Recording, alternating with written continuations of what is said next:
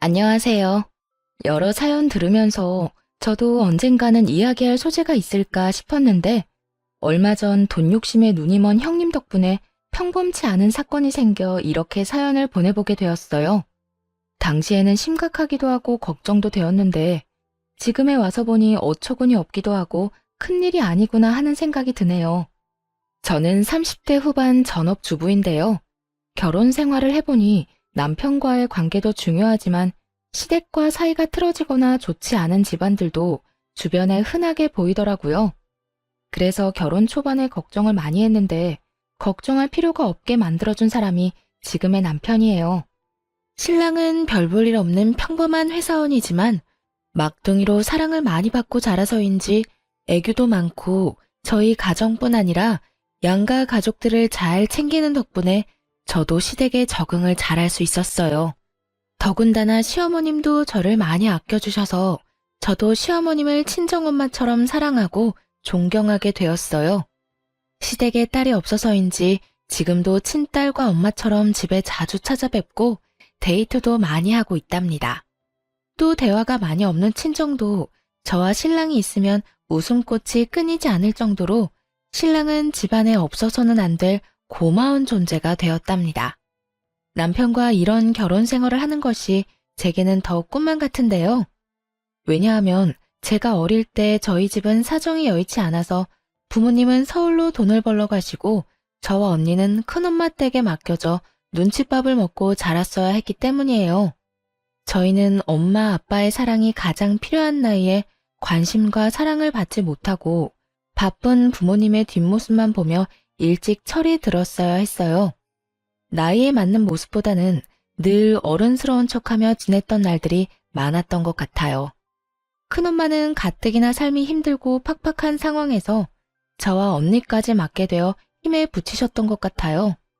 그래서 저희 밥상에는 항상 콩자반이나 김 정도만 내어주시고 고기 반찬이나 계란말이 같은 음식은 자기 식구들에게만 몰래 내어주셨어요.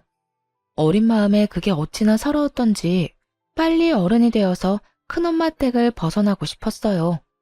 사촌 언니도 저희를 밖에서 만나면 남을 보듯 무시했고 한 번은 거지자매 지나간다 라고 뒤에서 욕하는 것도 들었어요. 어린 마음에 했던 행동이었겠지만 그때를 생각하면 아직도 수치스러운 기분이 들어요. 저희는 화장실을 쓰는 것이나 잠자는 것까지 눈치가 많이 보였는데요. 큰엄마네 식구들이 화장실을 다 쓰고 난 뒤에 저희가 화장실을 쓰거나 등교하는 날은 무조건 새벽에 일어나 가장 먼저 조용히 씻고 나왔어야 했어요. 한 번은 추운 겨울이었는데 난방비를 아끼려 큰엄마네 가족들은 내복에 두툼한 이불을 온갖 방한용품들을 구비하셨는데 저희는 여름에 사용하던 이불을 그대로 써야 했어요. 어린 마음에 어찌나 서럽고 슬프던지 둘이 꼭 붙어 울면서 잠에 들었어야 했고요. 겨울 이불은 비싸니까 저희 자매에게는 줄 수 없으니 있는 이불을 덮으라고 하시더라고요. 지금 와서 생각해보면 어린 아이들에게 너무하셨던 것 같아요. 그렇게 고등학생이 되어 겨우 서울에 자리 잡으신 부모님과 함께 지낼 수 있게 되었지만 내 식구가 살 집과 생활비를 감당하기에는 빠듯하기는 마찬가지였어요. 그래도 큰엄마네 집을 떠나 부모님과 함께 살 수 있게 되어 저희는 너무너무 기뻤어요. 대학에 진학한 후 안 해본 알바가 없을 정도로 끊임없이 알바를 했어야 근근히 학자금을 마련할 수 있었고 가족들이 다 일을 했기 때문에 어릴 때부터 성인이 되어서까지 가족끼리 편하게 밥 한 끼 먹는 일이 거의 없었어요. 미래에 제 가정을 이루게 되면 가족들과 시간을 많이 보내고 사랑이 넘치는 가정을 꾸리는 것이 꿈이 되었어요. 그래서 저는 경제적인 뒷받침이 될 수 있도록 더 열심히 일하고 악착같이 돈을 모았어요. 그러던 중 친구의 소개로 남편을 만나게 되었는데 온갖 고생하며 서럽게 자란 저와는 달리 남편은 누가 봐도 사랑을 많이 받고 자란 막내 아들 티가 났어요. 저랑은 다른 세계의 사람 같던 남편에게 끌려 연애를 시작했고 남편도 생활력이 강하고 싹싹한 제 모습이 마음에 들었다고 하더라고요. 그렇게 약 4년이란 시간 동안 남편과 연애를 했고 연애 기간 동안 누구보다 사랑받는 여자가 될 수 있게 해주었어요. 그리고 한결같이 저와의 시간도 가족들과의 시간도 소중하게 여기는 남편의 가정적인 모습을 보게 되었는데요. 만약 이 사람과 가정을 꾸린다면 내가 꿈꾸던 가정을 이룰 수 있겠다는 확신이 들어 4년 연애 끝에 결혼을 결심하게 되었어요. 그렇게 결혼을 결심한 뒤 우연히 남편을 소개해줬던 친구를 통해 남편의 집안이 제가 생각한 것보다 훨씬 부유하다는 것을 알게 되었어요. 사실 괜찮은 정도라고는 알았지만 경제력으로 동네에서는 꽤나 유명한 모양이었어요. 그에 반해 저희 집은 그때까지도 살림이 여의치 않아 저의 결혼식까지 부담스럽게 생각하셨어요. 혼수나 예단을 그때 당시에는 지금처럼 생략하는 분위기가 아니었기 때문에 부모님도 걱정이 되셨나 봐요. 엄마는 가난한 집 때문에 딸이 무시당할까봐 많은 걱정을 하셨고, 솔직히 저도 그 부분이 걱정이 되더라고요. 드라마에서 나오는 부유한 집 자식과 가난한 집 자식의 결혼이 떠오르면서 저를 반대하시거나 핍박하시면 어떻게 하나 하는 막연한 두려움이 들었어요. 그래서 남편에게 우리 집안이 남편 집안에 비해 너무 기우는 것 같다며 걱정을 내비치자 남편은 제 생각을 이미 예상하고 있었다는 듯 어릴 때 이야기를 해주었는데 남편이 어릴 때 아버지와 어머니가 이혼하셨고 이후 꽤 오랜 시간 동안 저희 집처럼 형편이 어려웠다는 이야기를 해주었어요. 대령아, 우리 엄마도 우리 때문에 고생 많이 하셨는데 내가 고등학생 때까지만 해도 우리 셋이 바퀴벌레 나오는 단칸방에 살았었어.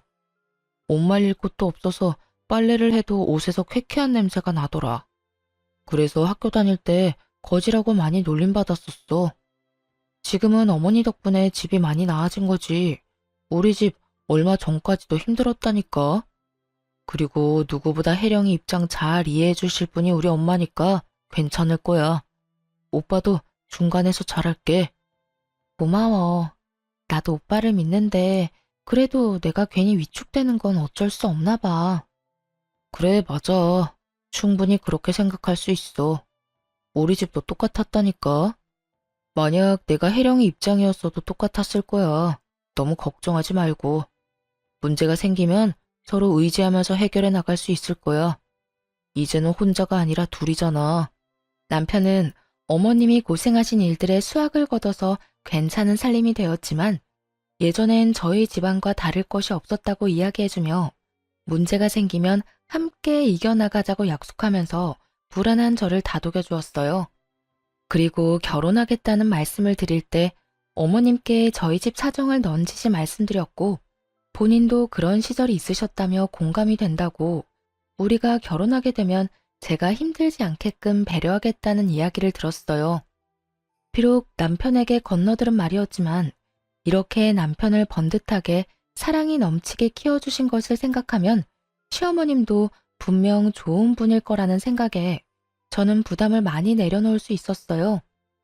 이후 실제로 저희 둘이 재정적으로 힘든 부분은 시댁에서 조용히 도와주셨기 때문에 양가 집안의 분란 없이 무사히 결혼식을 마치게 되었는데요. 결혼식을 준비하는 과정을 통해서도 저는 시댁을 많이 신뢰할 수 있게 되었어요. 그렇게 결혼 후 첫 명절이 찾아왔고 긴장되는 마음으로 저는 시댁으로 향했어요. 남편은 걱정 말고 자기만 믿으라고 해주었지만 시댁 식구들을 정식으로 뵙는 것은 처음이라는 생각에 몸이 굳어 남편의 시덥지 않은 농담에도 웃음이 나질 않았어요. 하지만 걱정했던 것과는 달리 시어머님은 편하게 저를 맞이해 주셨고 갈아입을 옷까지 세심하게 준비해 주실 정도로 저를 신경 써 주셨어요. 애령아, 처음이라 긴장이 많이 되지? 이거 입으렴. 첫인상 중요하다고 한껏 차려입고 올 텐데 불편할 것 같아서 내가 네 생각해서 사봤는데 마음에 들지 모르겠네. 안 맞는 것 같으면 편하게 말해주렴. 감사합니다, 어머님. 아유, 우리 집이 남자들 뿐이라 늘 삭막했는데 네가 오니 집안이 훤한 것 같네.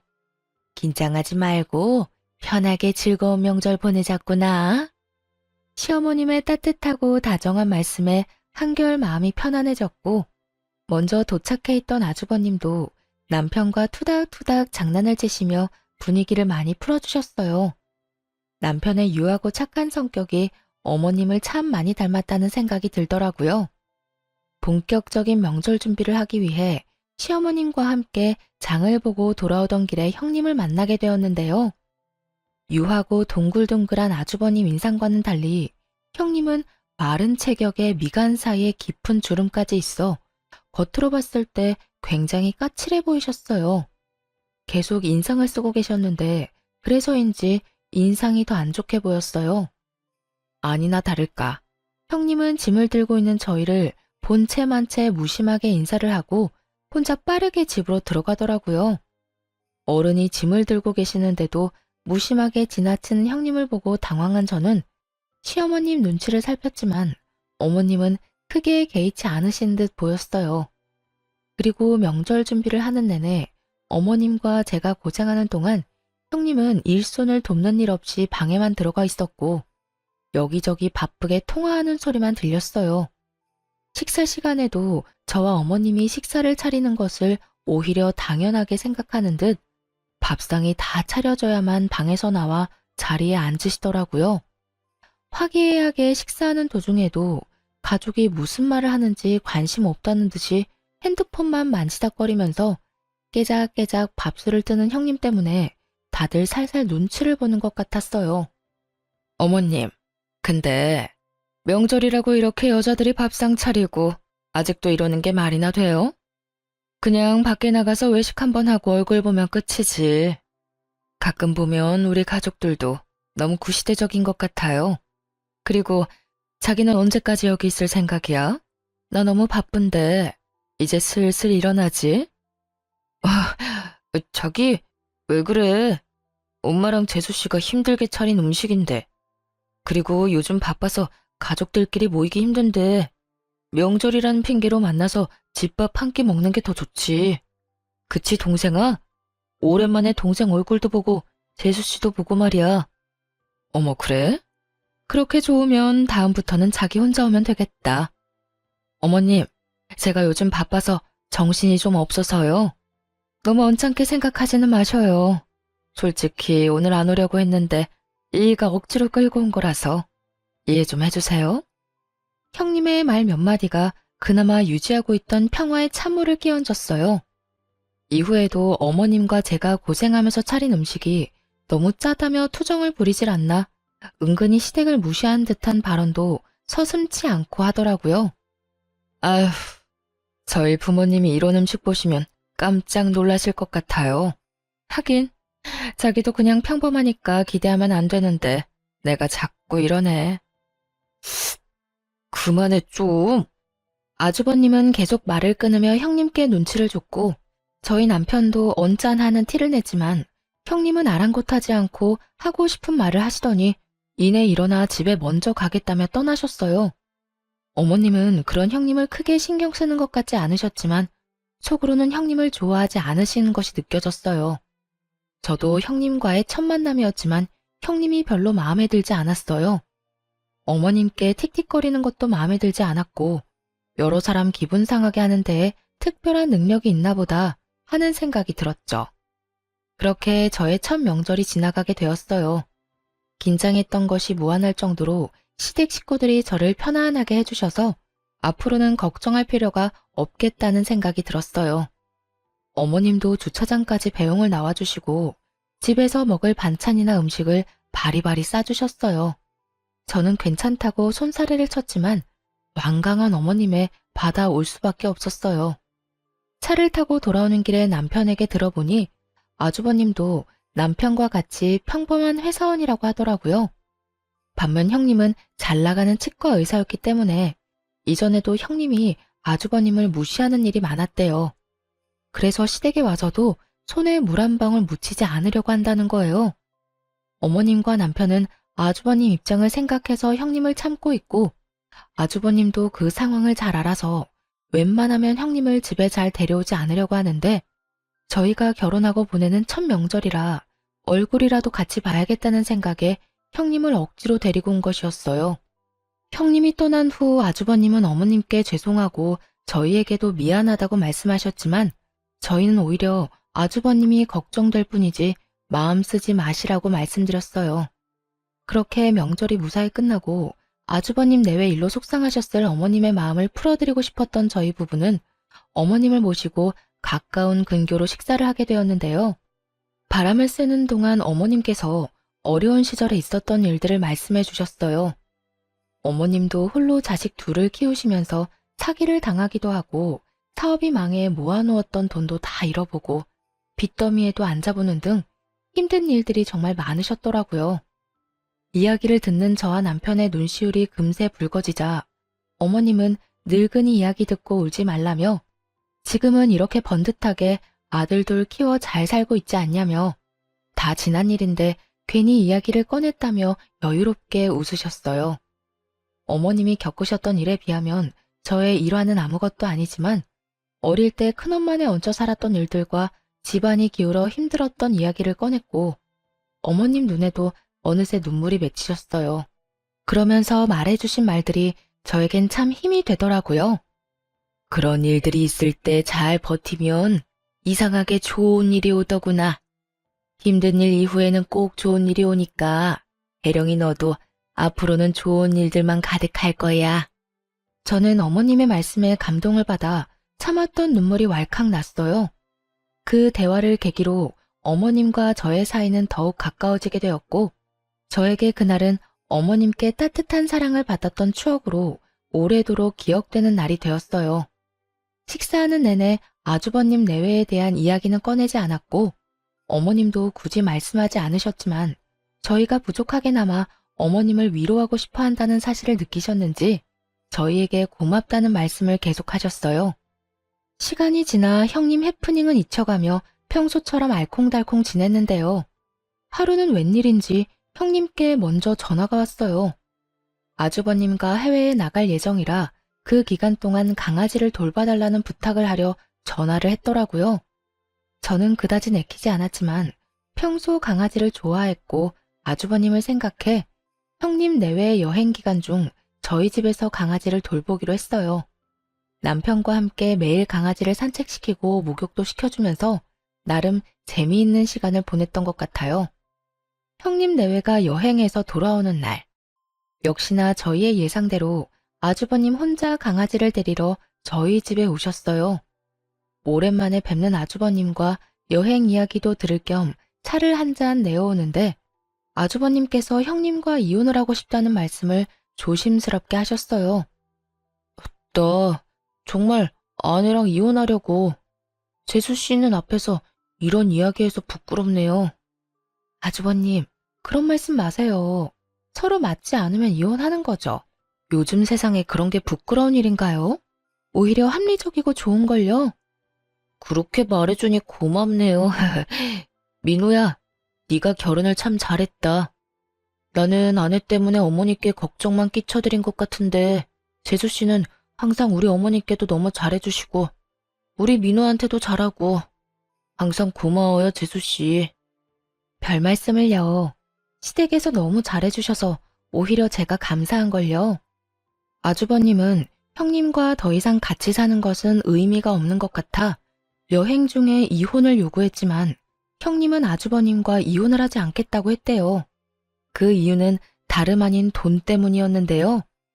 시댁이 부유하다는 것은 알았지만 실제로 시어머님은 꾸준한 부동산 경매로 자산을 불려오셨고 가지고 계신 부동산만 수십 채라고 들었어요.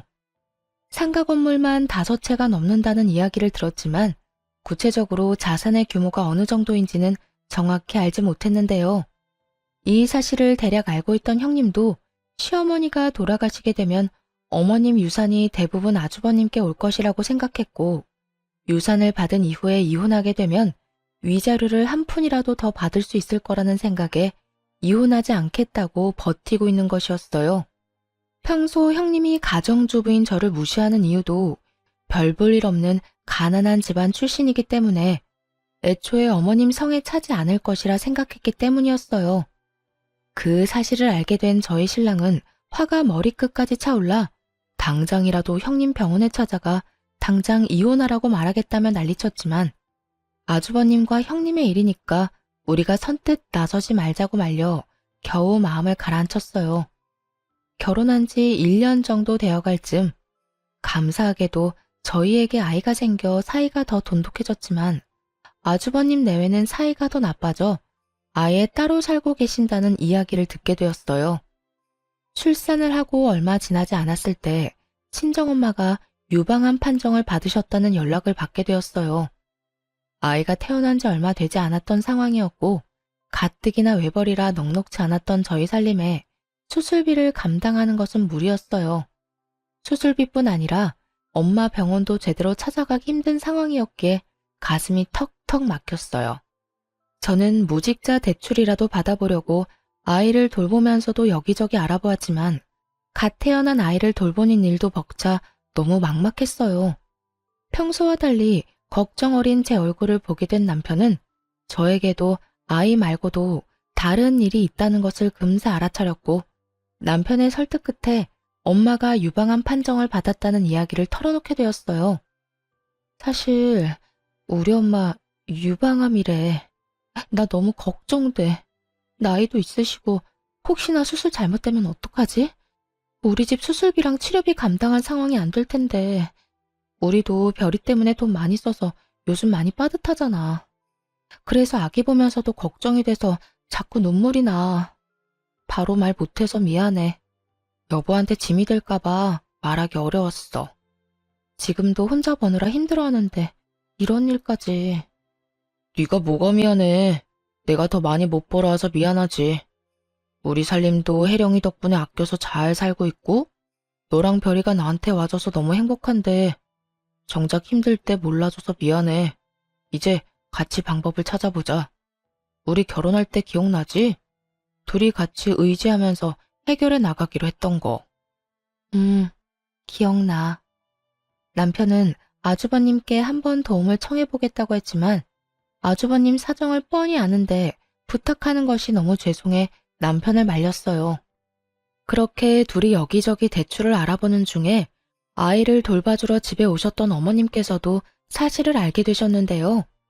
시어머님은 한 걸음에 은행으로 달려가 수술비 전액을 마련해 주셨고 저는 한사코 받지 않으려고 했지만 남편의 권유로 어머님의 도움을 받게 되었어요.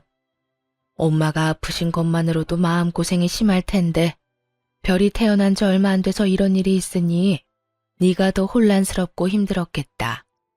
아기 보면서 한창 행복할 때인데 말이야.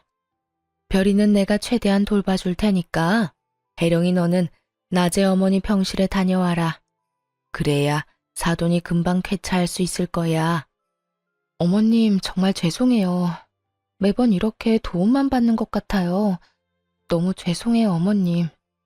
이럴 때는 감사해요 어머님 하고 도움받는 거야. 알겠지? 어머님은 흐느껴 오는 제 손을 잡아주시며 도움받을 수 있는 곳이 있다면 얼마든지 받아도 된다고 다독여 주셨어요. 그때 저는 다시 한번 시어머니에게 꼭 효도하는 자식이 되어야겠다고 다짐했어요. 다음날 아이를 어머님께 맡기고 친정엄마 입원 수속을 하고 돌아오는 길에 형님도 어머님께서 저를 도와주셨다는 소식을 들으셨는지 쏜살같이 저에게 전화를 하셨는데요. 가뜩이나 엄마 수술 날짜가 잡혀서 걱정되고 긴장이 되어 마음이 좋지 않은데 형님은 아무리 어머님이 자기를 아껴주신다고 해도 그렇게 선뜻 큰 돈을 받아도 되는 거냐며 따져왔어요. 아니 동서, 아무리 돈이 좋아도 그렇지 어머님이 주시는 돈을 어쩜 그렇게 냉큼 받아? 어렵게 자란 애들은 눈치라는 것도 없나 봐. 둘이 그만한 돈도 못 모으고 놀기만 했어? 능력이 없으면 눈치라도 챙겨야지. 네? 형님, 무슨 말씀을 그렇게 하세요? 무슨 말씀이냐니? 잘못 들었어? 동서네가 이번에 받아간 돈 액수 만만치 않을 텐데 나도 의사라서 어느 정도는 대충 감이 오지 않겠어? 그 돈 다 우리 남편한테 올 돈 아니야? 어차피 어머님도 유산 줄 사람 우리 남편밖에 더 있냐고. 그럼 그 돈 우리 돈이잖아. 내 돈 가로챈 동서한테 내가 이 정도도 말 못해? 그리고 동서, 자꾸 어머님께 붙어서 착한 척 하지 마. 아주 그냥 찰싹 붙어서 어머님, 어머님. 아주 여우가 따로 없더라. 어이가 없어서. 그럴 시간에 나가서 정당하게 돈을 벌지 그래. 어머님이 이번엔 불쌍해서 도와주신 거니까 다음에 또 손 벌릴 궁리하지 말라는 말이야. 알았어? 그리고 이번에 돈을 받았다고 해서 어머님 유산이 저희 부부에게 갈 거라고 착각하지 말라고 하더라고요.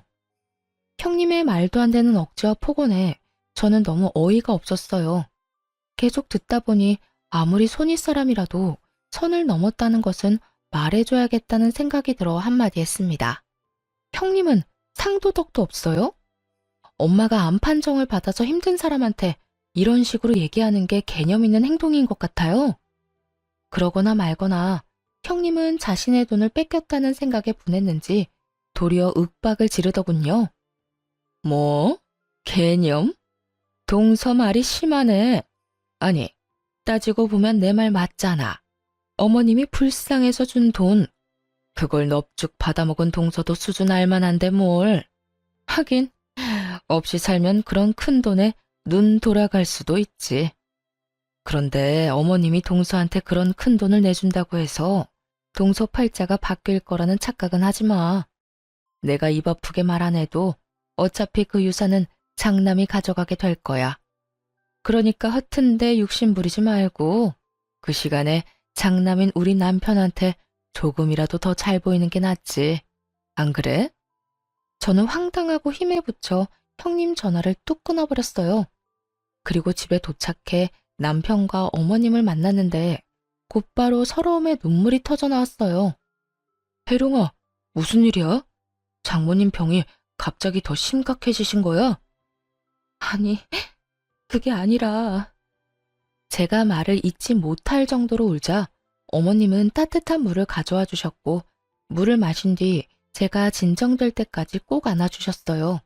덕분에 한 차례 진정이 된 저는 형님이 제게 했던 말들을 쭉 이야기했고 남편도 어머님도 화가 나 얼굴이 붉게 달아올랐어요. 참다 못한 남편이 형님께 직접 전화해 똑같이 따지겠다는 것을 어머님이 말리셨어요. 그런 생각까지 하고 있는 줄 생각도 못했구나. 그저 말만 이쁘게 못하는 아이인 줄 알았더니 돈 욕심이 하늘을 찌르는구나. 이런 아이인 줄 알았으면 애초에 결혼 허락도 안 시켰을 게다. 이럴 게 아니라 첫째한테 말해야겠어. 얼른 이혼하면 좋겠다고. 위자료가 얼마가 들던 이혼은 무조건 밀어붙여야겠어. 이후 아주버님도 형님의 만행으로 오만정이 떨어져 더 강하게 이혼을 요구하기 시작하셨다고 들었어요. 형님이 저에게 사과하리라고 기대조차 하지 않았는데요.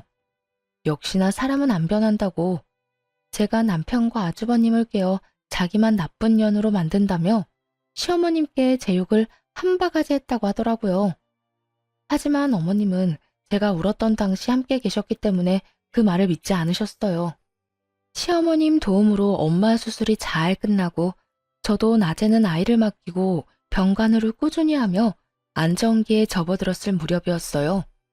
동네 부동산 중개업자들 사이에서 시어머님이 무리한 투자로 부동산과 돈을 다 잃으셨다는 소문이 돌기 시작했는데요.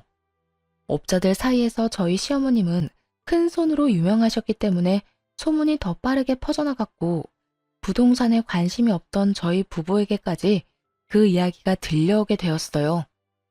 소문이 퍼지고 있는 중에도 어머님은 아기를 봐주시러 저희 집에 자주 들러주셨는데 그 일에 대해 알고 계시는 건지 모르시는 건지 별다른 말씀은 없으셨어요.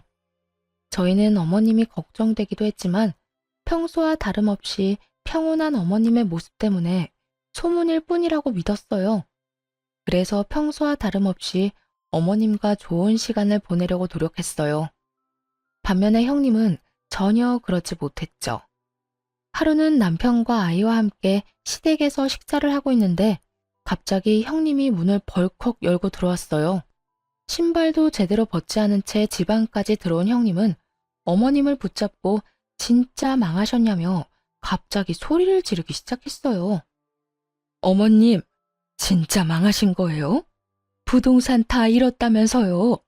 대답을 좀 해보세요, 대답. 그러게 늙은이가 집이나 지키지 투자가 웬 말이에요. 있는 돈 잘 모아놓으면 이딴 문제는 없잖아요. 아니면 진짜 노망 났어요? 대답 좀 해봐요. 형님이 어머님 코앞으로 다가가 소리를 질렀지만 어머님은 아무 대답도 하지 않으셨어요. 나한테 위자료 준다고 했다면서? 내 돈 어쩔 거예요? 이런 코딱지만한 콩가루 집안에서 내가 얼마나 시간을 허비했는지 몰라요? 위자료 토해내요 빨리. 형님은 무슨 노망이 나서 그렇게 돈을 다 날리셨냐며 울고불고 어머님을 잡고 난리를 쳤고 끝까지 어머님은 아무 대답도 하지 않으셨어요.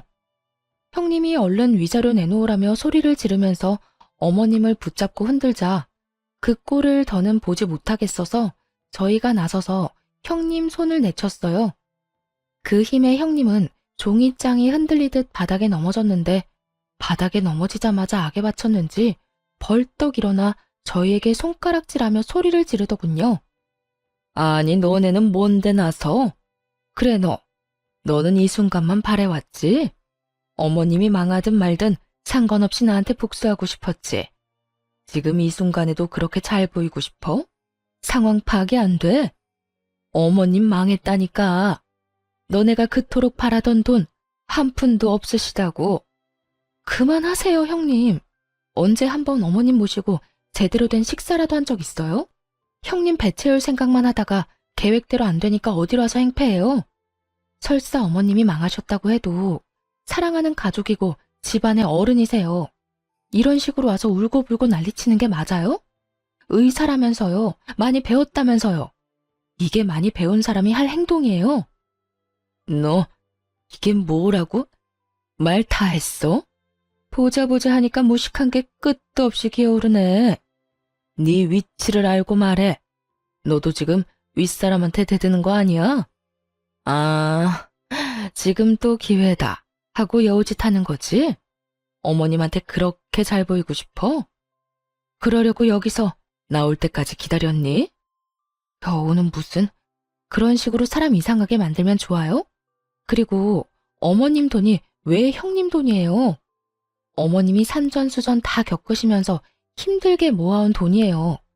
형님이야말로 어머님에 대해 아무것도 모르고 우리 집안에 아무 공헌도 안 해놓고 그 돈이 형님 돈이라고 우기는 게 그게 바로 거짓인 바 아니에요? 도대체 뭘 안다고 소리를 질러요? 어른 앞에서 악지르고 떼쓰고 나이 먹고 부끄러운 줄 아세요? 자꾸 저보고 무식하다고 하시는데 진짜 무식한 건 형님이에요. 뭐라고? 너 지금 나이 먹고 부끄러운 줄 알라고? 무식하다고? 말 다 했어? 말 다 했냐고? 그러든 말든 너가 무슨 상관인데 난리야? 그만하시고 저도 형님처럼 막무가내로 나가기 전에 당장 이 집에서 나가요. 내가 여기서 왜 나가? 씨. 늘 조용하고 소극적이던 제가 강하게 나오자 당황한 형님이 머뭇거렸고 그러던 찰나 남편이 나서서 형님을 집 밖으로 끌어내 쫓아버렸어요. 형님은 끌려가면서도 소리를 버럭버럭 지르고 안간힘을 썼지만 워낙 마른 몸짓이라 남편이 손쉽게 끌고 나가더라고요. 그 모습이 너무 볼품없어 꽤 우스꽝스럽기도 했어요. 이후에도 씩씩대며 흥분하는 저희 부부를 오히려 어머님께서 담담하게 진정시키셨어요. 어머님은 아주버님이 괜히 속만 끓일 테니 형님이 왔었다는 것을 알리지 말라고 하셨지만 저희는 아주버님도 아셔야 문제를 해결하실 수 있다고 어머님을 설득해 아주버님께 있었던 상황을 알려드렸어요. 아주버님은 그 길로 이혼 소송에 들어가셨고 오히려 위자료를 받고 이혼을 하시게 되었는데요. 형님이 시댁 욕을 하고 저와 어머님을 무시하는 통화 내용을 몰래 제가 모두 녹음했을 뿐 아니라 형님이 시댁에 찾아와 난리를 친 내용도 녹음하고 있었기 때문에 손쉽게 증거로 낼 수 있었어요. 그리고 더욱 가관이었던 것은 형님이 아주버님 몰래 바람을 피며 다른 곳에 살림을 차려놓았던 사실인데요. 저희 부부가 초대를 받아 갔던 지인의 아파트 주차장에서 형님이 다른 남자와 팔짱을 끼고 들어가는 것을 보게 된 것이었어요. 저희는 형님이 바람을 핀다는 것을 직감했고 아주버님이 위자료를 주고 헤어질 게 아니라 위자료를 받고 이혼해야 한다고 생각했어요. 그 뒤로 지인에게 자초지종을 설명하고 형님이 보일 때마다 몰래 사진을 찍어달라고 부탁했어요. 아파트에 둘이 같이 거주하고 있는지 동거 여부도 확인하며 증거를 차곡차곡 모았어요. 그래서 어머님을 설득해 아주버님께 말씀드린 거였어요. 이제 이혼할 수 있는 모든 증거를 모았다고 생각했거든요. 덕분에 아주버님은 위자료를 받고 이혼할 수 있게 되었답니다. 결국 위자료 한 푼 받지 못하고 도리어 돈을 주고 이혼하게 된 형님은 이후에도 시댁에 여러 번 찾아와 행패를 부렸는데요. 그때마다 저희 부부와 아주버님이 어머님과 함께 지내며 속 시원하게 형님을 내쫓았어요. 그 당시에는 거의 시댁에 똘똘 뭉쳐 함께 지냈던 것 같아요. 어머님을 지키는 보디가드가 된 것 같아 한편으로는 재미있기도 했어요. 어머님은 그때도 형님을 크게 개의치 않으셨는데 온갖 고생을 다 겪으셨던 어머님께는 형님 사건은 그저 작은 사건 중 하나였던 것 같아요. 하지만 아이도 돌아가며 돌봐주셨기 때문에 저도 조금은 편안했고 이렇게 가족이 한데 모여 지냈던 경험이 거의 없다 보니 새롭고 행복하기도 했어요. 어쩌면 어머님께서 제게 살을 부대끼며 함께 지내는 가족을 경험하게 해주시고 싶어 일부러 형님을 핑계 삼아 저희를 함께 있게 해주셨나 하는 생각도 요즘은 들어요. 물론 어머님께서 저희를 불러 같이 지내자고 하신 게 아니라 저희가 막무가내로 어머님 집에 얹혀 살았던 거였지만요. 누가 누굴 지킨 건지 지금 와서 생각해보면 철없는 자식들을 어머님이 지켜주신 거였네요. 이후 형님이 운영하던 치과에서 형님이 두 집 살림을 했었다는 사실과 이혼 전에 시어머님께 찾아와 했던 폐륜적인 행동에 대해 소문이 퍼지게 되어 더 이상 일하는 게 어려워졌다고 해요. 지역 텃세를 버티지 못한 형님은 결국 다른 곳으로 이사를 가게 되었다는 소식까지 듣게 되었어요. 형님은 이혼도 당하고 일도 제대로 하지 못하는 지경이 되었지만 저희 가족은 형님 사건을 계기로 오히려 하나로 뭉치게 되었답니다. 한참 시간이 지나 평소와 다를 것 없이 저희 집에 아이를 보러 놀러 오셨던 어머님이 거액의 돈이 들어있는 통장과 저희 이름으로 명의가 변경된 부동산 서류를 들고 오셨는데요.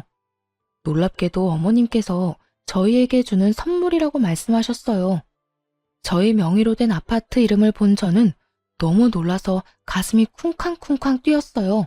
그 아파트는 제가 늘 살고 싶었던 좋은 입지에 있는 대장 아파트였고 통장 안에 찍혀있던 금액도 살아생전 한 번도 보지 못한 액수였어요. 얘야, 그렇게 놀랍니?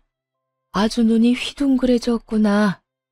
어머님, 어떻게 이렇게 큰 돈과 아파트를, 그것도 저희 명의로요. 사실 내가 한동안 부동산 업자들한테 소문을 좀 냈었다. 내가 망했다는 말은 첫째 며느리 때문에 일부러 낸 소문이었어. 덩달아 너희들까지 속여서 미안하구나. 많이 걱정했지? 그러셨구나. 저희도 조금 걱정이 되긴 했어요, 어머님. 하지만 어머님이 평소와 같으시니까 소문을 믿지 않고 있었어요. 만약 무슨 일이 있으셨으면 저희한테 먼저 이야기해 주셨을 거라 생각했거든요. 그래, 너희 말이 맞아. 만약 내가 망했다면 소문이 너희에게 들리기 전에 말해 주었을 거야. 우린 가족이잖니. 가족에 대한 얘기를 소문으로만 듣게 할 순 없지. 네, 어머님 말씀이 맞아요. 형님은 가족의 말은 들어보지도 않고 아무 상관없는 사람의 말을 믿었잖아요. 그건 가족이 아니라고 생각해요, 어머님. 가족에게 무슨 일이 있으면 먼저 물어보고 들어봤어야 했어요. 그게 제가 형님께 제일 화가 났던 이유였어요. 그래. 우리 며느리 말이 맞다. 역시 우리 며느리가 제일 똑똑해. 솔직히 그날은 네가 너무 화를 많이 내서 나도 놀랐단다. 우리 며느리한테 이런 면도 있구나 싶고 아주 든든하고 고마웠어. 늘 내 편이 되어주겠구나 하고 감동적이기도 했고 엄마도 큰 며느리가 너를 막대했을 때 너무 화가 났지만 무작정 내가 화를 내면 더 물러서지 않았을 거라 조용히 참고 있는다고 나도 힘들었단다.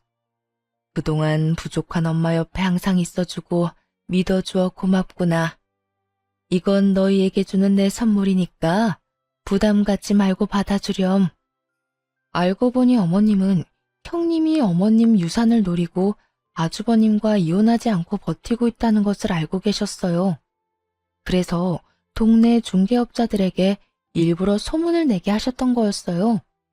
그동안 투자가 망한 게 아니라 오히려 더 잘 되고 있던 상황이셨대요. 어머님은 저희 부부에게 그동안 사실대로 이야기하지 못해 미안하다고 하시며 아무 말 없이 믿어주고 옆에 있어줘서 고맙다는 말씀을 하셨어요. 저희는 절대 받을 수 없다고 말씀드렸지만 어머님이 너무 완강하셨던 탓에 결국 감사히 받게 되었어요. 그 뒤로도 어머님은 생각지 못한 금액의 돈을 종종 저희에게 베푸셨어요. 받지 않겠다고 해도 워낙 의견이 강하셔서 받긴 받았는데요. 값진 돈 절대 낭비하지 말자고 생각해 그 돈을 차곡차곡 모아두었죠. 그리고 좋은 기회가 생겨 월세를 받을 수 있는 소형 건물까지 매입하는 데 성공했네요. 덕분에 저희 생활비 외에도 어머님께 넉넉한 용돈을 드릴 수 있는 수준이 되었어요. 어머님께서 저희 쓰라고 주신 돈이지만 그것을 마냥 저희를 위해서만 쓰기보다 늘 도움을 주셨던 어머님께 돌려드리고 싶은 마음이 컸거든요. 다행히 열심히 투자 공부를 하고 발로 뛴 덕분에 어머님께 효도를 할 수 있게 돼서 요즘 너무 감사하고 행복해요. 그리고 형님이 지방에 있는 작은 병원에서 겨우 입에 풀 칠할 정도로 생활하고 있다는 소식을 건너 듣게 되었죠. 되도 않는 욕심만 부리다가 모든 것을 잃고 쫓겨난 형님의 끝을 보면서 어려운 환경에서도 헛된 욕심을 품지 않고 살아온 제 자신에게 감사함을 느꼈어요. 저희 부부는 새로운 마음으로 어머님이 주신 아파트로 이사를 했어요. 저희 집이 생기다니 아직도 믿기지 않지만 이곳에서 우리 세 식구 사랑 넘치게 살아보려 해요. 그리고 여전히 시댁 식구들과는 화목하게 지내며 재미있는 나날을 이어가고 있어요. 얼마 전에도 다 같이 모여 맛있는 음식과 영화를 보며 시간을 보냈는데요. 아주버님 농담에 저희 남편의 애교, 아이가 쑥쑥 크는 모습까지 저희는 시간 가는 줄 모르고 웃고 떠들면서 보냈답니다. 지금은 경제적인 것보다 제가 꿈꾸고 바래왔던 따뜻하고 사랑이 넘치는 가정을 이루게 된 것이 저에게는 가장 큰 선물이 아닐까 생각해봐요. 생각해보니 어머님이 저에게 하셨던 말씀처럼 힘든 시기 후에 좋은 일이 찾아왔네요. 여러분도 힘든 시간을 보내고 계신다면 곧 좋은 일이 올 거라고 말씀드리고 싶어요. 긴 사연 들어주셔서 감사합니다. 모두 사랑하는 가족들과 행복한 시간